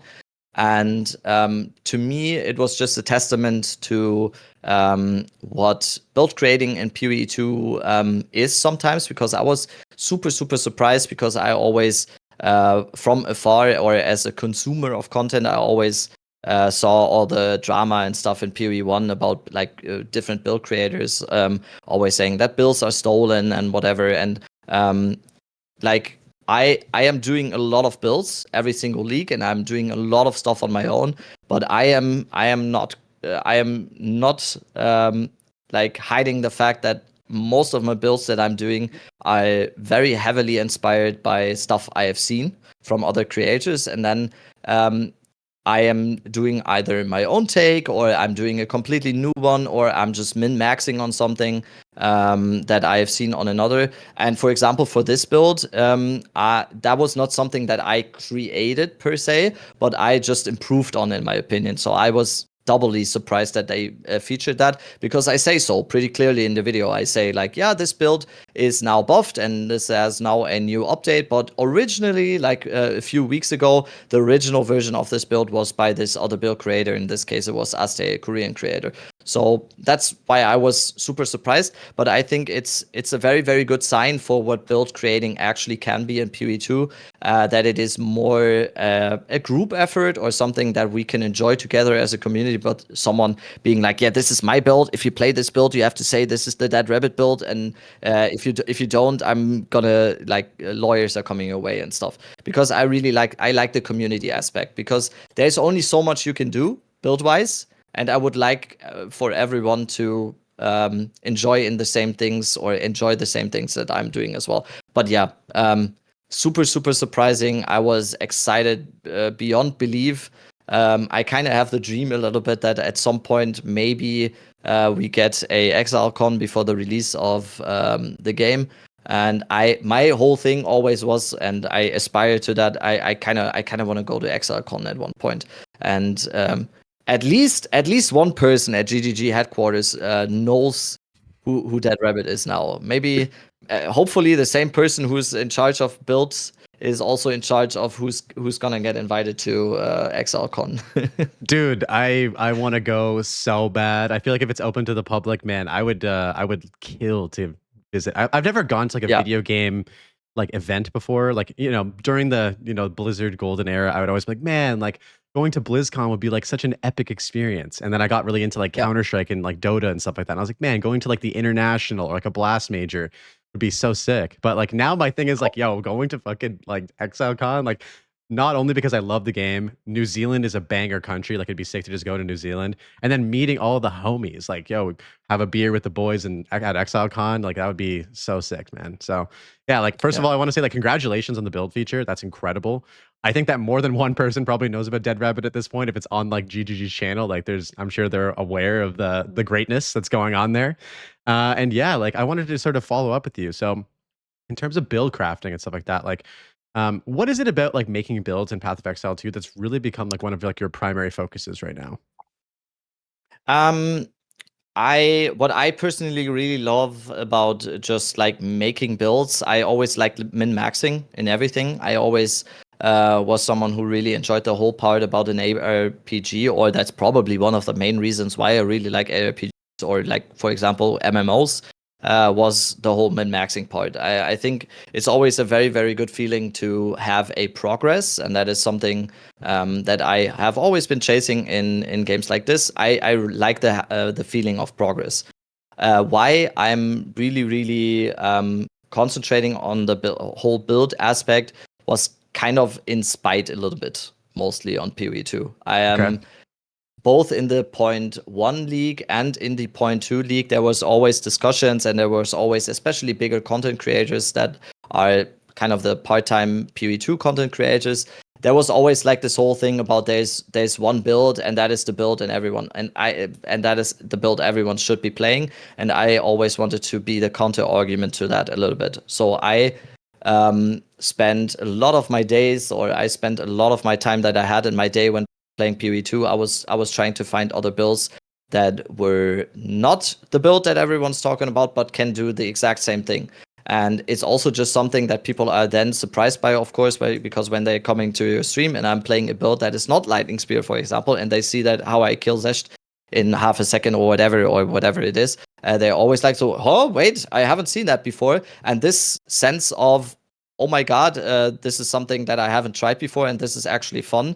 I thought there was nothing like this. This is something I really enjoy hearing from people. I have the comments sometimes, and this is definitely something that I really, really am happy about when someone comes into my stream and says, oh yeah, last week I found your Blood Mage Spark build, and it's so much fun. It kind of revived my fun in playing PoE 2 for me.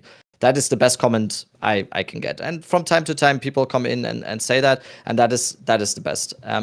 Also, yeah, it's just very, very pure. In the build creating in PoE 2 is super, super cool, because people, that is the core argument of, are you having fun in the game, is, are you having fun on the build? And I think it's just awesome as a content creator to have positive feedback like that. That's amazing, dude. Thank you for sharing that. And I love that sort of your main like inspiration for build crafting and for like the love of build crafting is not only because it's really enjoyable, but also to prove people that like there is more than one way to play the game, which I think is weird because I don't know, we live in like sort of an era of like the like information echo chamber where like as soon as like a few people with a really big box to stand on say something, somehow everyone else believes that that's the case. When like in reality, if you look at it, like, yes, Lightning Spear is, if you go on PoE2 Ninja, you can see a certain percentage of players that's quite high, but as you guys talked about on your previous podcast with Miso and Kaltarak, there's so many other builds that are good. They're not like as good necessarily as Lightning Spear, but like very, very comparable to the point where I think that in point two we actually saw more build diversity than in point one as well. And it's because of creators like yourself and Kaltarak and Miso and a bunch of other awesome build creators that like this is getting like shown to people that like you don't just have to like, you know, follow suit with like the general opinion of like what the best build is. Like there's a ton of other options out there. Um, I just also think that is what the game is about. I think trying to find your own way on builds or whatever, I would not have, like, for me, it wouldn't be fun just to copy a build, just to be optimized while farming maps or whatever. That is for me, and I think that is true for a lot of other people. For me, the game is not only about farming certain stuff, but also it's just I'm improving on my build and I'm finding my own way. I always even when I didn't do content for a game like this or something, I always started with a build guide or I started with something someone else was doing, but then I completely left that to the side, and then I started to do my own thing. And that is something I really, really emphasize in all of my build guides as well, is that when people ask, for example, I'm doing this one-to-one, it's always very, very important to me to emphasize, no, you shouldn't do one-to-one. Everyone is different. Every situation is different, and I just want everyone to enjoy the same things I enjoy about making builds in PoE, and that is just the feeling of progress and also just making something on your own and finding your way. Because what are you actually playing the game for if you just go like, yeah, okay, copy paste, okay, now I farm this, and then that is also something. And then people wonder like why they lost interest in the game after a week, and then go into YouTube comment and say, yeah, this game is dead. Yeah, I mean, we all play the game for different reasons, and my reason is definitely just to feel like progress on builds. Early season is always my favorite. It's kind of funny that I don't really touch SSF that much, because when I talk about what I'm talking right now, it kind of sounds like I should play SSF. I was literally just thinking that, dude. Like it honestly, Yeah. I don't want to sell you on it too much, but from my perspective, it really is the most enjoyable way to play the game right now. And this will actually lead into one of the closing questions that I have for you. But essentially with SSF, because there's such a lack of content or not a lot of endgame content, I think that playing solo self-found really encourages you to sort of interact with everything. And that comes down to like changing your build, especially if you're playing hardcore as well, to suit like the way that you're playing, basically. So like I do exactly the same thing that you do, where like I'll try out a different build. Usually with a season, like with a league start, I'll just make like I just made my own like Smith of Katava like from scratch, like homebrewed. But then I went in and chose Blood Mage, and then there was a really cool like kind of interaction with Rake and Blood Hunt, basically, where you can just do like infinite damage. It's definitely broken right now, but so I took that and sort of like interpreted that for the hardcore playstyle, where you're really focusing on like building up those defensive layers and like, you know, properly solving defenses, which I think is also just such an enjoyable part of the game. Like that you don't really actually interact with that much. I mean, you do have to, of course, for Trade League and Softcore, but it's so much more crucial in hardcore, and I love that. But yeah, I totally agree that like the build engineering and the build sort of like the character building in Path of Exile 2 is such an enjoyable part about the game, and I think it's like half the battle, honestly. Like, and yeah, I totally agree that like if you just play brain off, copy and paste everything, don't think about what you're doing, of course you're gonna get burnt out in this game in a couple weeks or a week or anything, because like you didn't actually like do anything. You just like played the game and had someone basically play it for you. I think this sort of leads me into like one of the final closing questions, basically. Someone says SSF taught me more than about building than anyone else. I think SSF just teaches you about everything more than playing Trade League, because you actually have to like interact with everything. Like in SSF, I've been like farming a lot of like obviously ritual for the different elements so that I can craft like a really good item. And like, you know, these are things that like when people play Trade League and you find one of those omens, you just sell them usually, because it's way more it's way more worth it in terms of like getting your investment back to just sell it rather than like using a 3 or 4 divine orb currency on an item that's potentially going to brick, and then you just wasted 3 or 4 divine orbs. So again, it just kind of reinforces like the interaction of like all the game has to offer, basically, rather than like a specific few things. This leads me to sort of a question about trade. So we got some news from one of Jonathan Rogers' newer interviews about a sort of rework to the trading system. I wanted to just get your take on, like, how do you feel about the trade right now in Path of Exile 2, and what do you think would be the most optimal way to improve the trading system? Mm.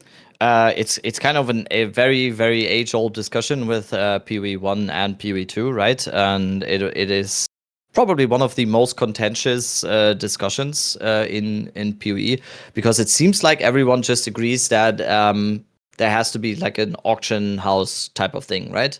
And I think Jonathan just for the first time, I think actually he kind of like caved in a little bit and admitted that they will be looking for a um, a system like that in the future. I think I don't have a big problem with the trade system as it is right now, because when the league is actually super super alive and a lot of people are trading and a lot of people are playing, I think the system is fine. What we have very very clearly noticed in the last few weeks now is that when the player count is getting lower and a lot of people are not engaging in trade anymore, or not engaging in the game as much anymore, then it starts to feel very very very bad. I don't i don't know how an auction house or something like that, or a new trading system, would fix that kinda, but it would definitely um, serve as something. I'm really, really interested in all the economy aspects in these types of games always. So it's really, really. I thought about a lot what that would do to the economy of the game and the economy of items and whatever, because it's a whole new market situation basically, right? We have a very, very special market situation right now, where everything that is listed or everything that is available is very very specialized onto a few people who are online at the time. The market, it constantly shifts and everything, and an auction house will definitely make it in a way that it is much more accessible to everyone to see. The prices will be much more fixed. Everything will have like much more set ideas of what a price for a certain item is, or however much people are asking.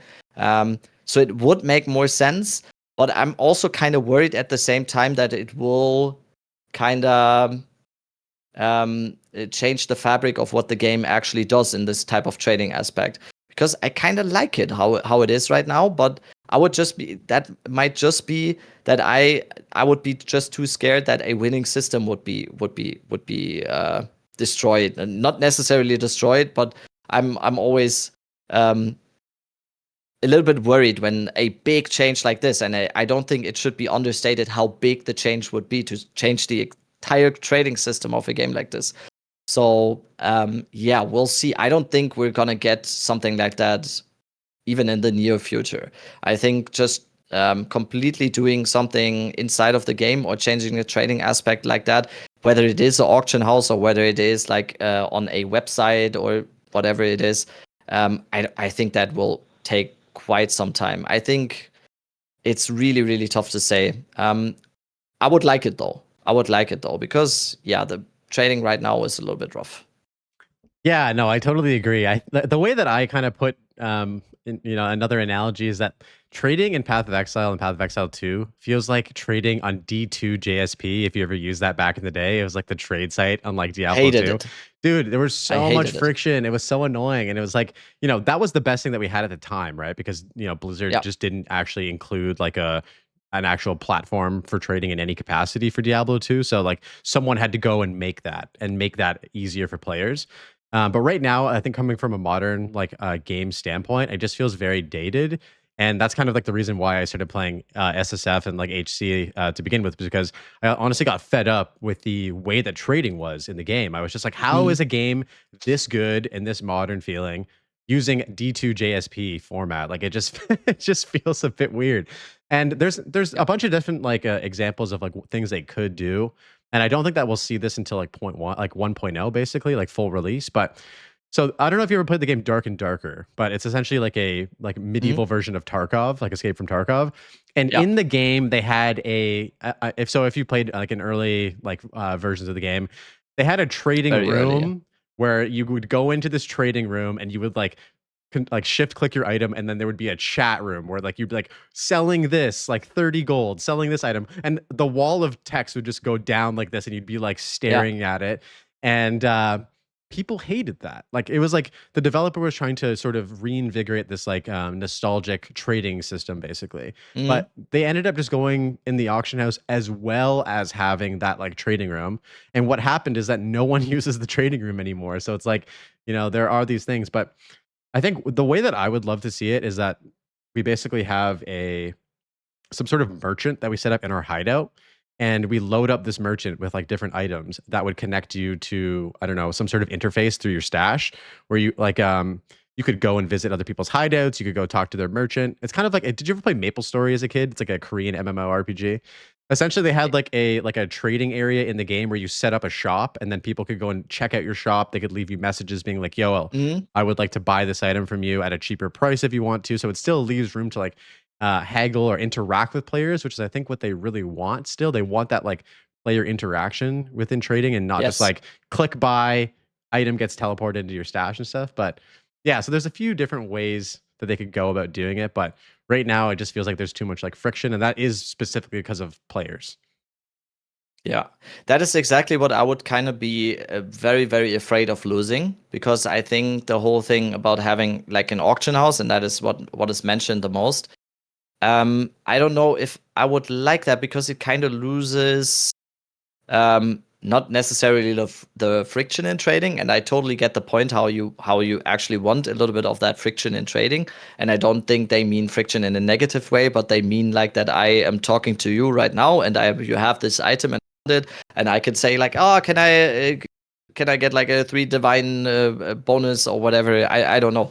Yeah. And it kind of it would, for me, and I get that so much, it would kind of feel soulless to just have a window where it's like, okay, I'm looking for tabula rasa now, and this tabula rasa is 69 divines, this one is 70. Okay, I click on the 69 one.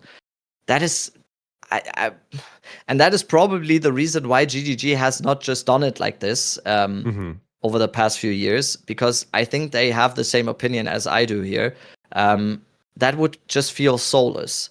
I just improving on the system that we have right now would be the best idea to do it. Maybe it is something like that, where it's like you don't. I don't think it's a bad thing that you have to be online to trade, by the way. I Yeah. think even if it was like an auction house type thing, I still think that I want to actually trade with someone, and I think that is their thinking here, because it was, for example, in Diablo 2, it was the same as well. You had to actually trade with someone, and I'm still super super divided on that, and you might have noticed how divided I am on that, because I don't mind the system as it is too much right now, as long as there's enough people playing. How it is right now, it's very, very frustrating, because you send a message to like 10 players and one response. That is not the case though when it's very, very early league. Then trading is super alive. I send a message, the person immediately invites me, I go to their hideout, I'm out in 2 seconds. I don't see the annoying part there. That is, for me, that is fine, and I'm actually interacting. It's again, it's super super nuanced. I couldn't solve it. I don't act like I could just come up with a system like that is going to be better than the one that we have right now. I just think they need to be very very careful, and I think they want to be very careful about just changing that. Totally. Yeah, I'm so keen on the merchant thing, because I don't think it just is the easy way out. It still has that sort of player interaction. And when I was a kid and I set up my merchant at night and went to bed and then logged in the next day, I wouldn't be just excited to play the game. I'd be so excited to check my shop and be like, oh, like who messaged me to like buy this item? Who bought my shit? Like it's just another reason to like log into the game, which is super fun. And you have to be online to like collect the money and collect the items and like actually like engage with your merchant. Like you can't just let this dude do everything for you. But so yeah, it'd be cool, and I'm excited to see sort of like what direction they take in that, because if they fix it to a point where like there is player interaction but in a more like seamless way, I would probably log into like hardcore trade, just because it's actually fun to like, I don't know if you play with friends still, but I do miss that element of like the game where like I miss playing with people and stuff like that. It is fun. Like I did a a playthrough with just a buddy of mine on stream. We did like a hardcore bro self-found run where we only traded with each other and just played through the game. And we haven't died yet. We just like beat like the trials. We're doing every boss at the level that it like requires you to do it at. So we did like the Trial of Chaos at like level 38, and like it was just really enjoyable to play with another person. All right, so to end off, I just wanted to ask you, just this is sort of a classic ending question here. Do you have any advice that you'd like to give to people who are looking to start making content, or new content creators or streamers? Maybe just like some advice that you'd love to provide people to sort of help them start their like content creation or streaming journey. Oh, rough question, because I kind of don't even see myself as a content creator still. I'm so new to this, and everything just comes in a way where I'm just, like I said in the very beginning of our conversation, I just take everything like as it comes right now. I don't really I'm not really planning my future, or I'm not really planning stuff out. I just go very day to day. Um, what would be my main advice? I think consistency is something that a lot of people are actually saying. If you're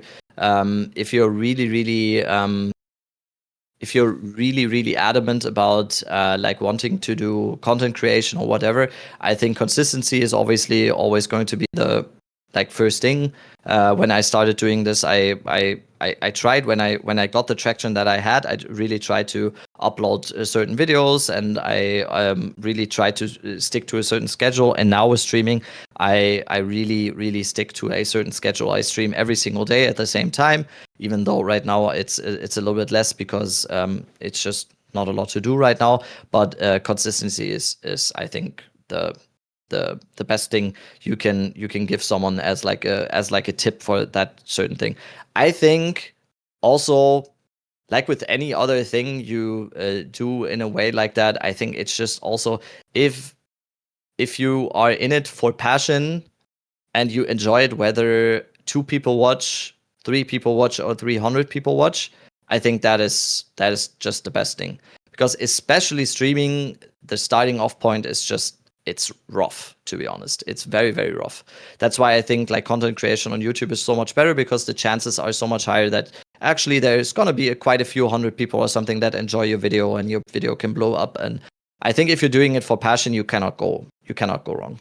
I worked in esports for quite some time, and that was always, for example, that was a passion industry. If I wasn't passionate for esports, I should have never done that job. And you had quite a few people in that job where you knew they came into that job for the wrong reasons, because they thought, oh, this is a growing industry and this is just going to be easy money. And most of these people fell very flat on their face after some time, while the people who actually did do it for passion, and because they enjoyed going to the tourneys, and they enjoyed the Counter-Strike scene, and they enjoyed everything that had to do with like setting up a major or whatever, those were the people who actually thrived in that. And I think this goes for content creation as well.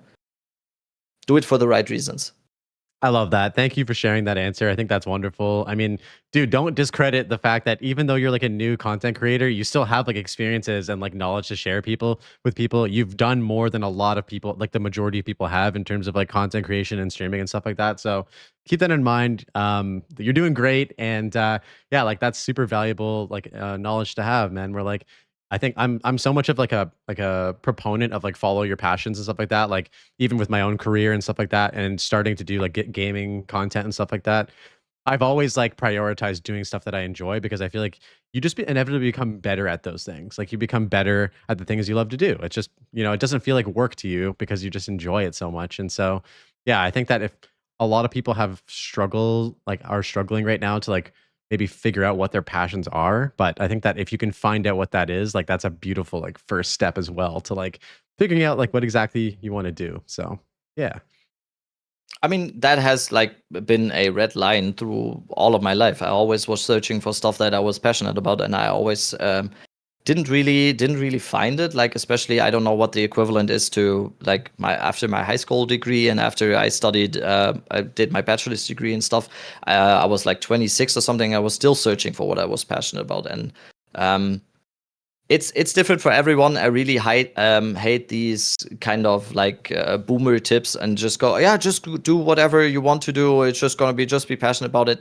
There's not a one fit all like medicine or one fit all reason, but and it depends on the person as well. It's always easier said than done to be just be like, yeah, just don't care about money, just go with whatever. But I think it's always a very, very good start to just look at yourself and see what actually gets you up in the morning. And I can just speak from personal experience.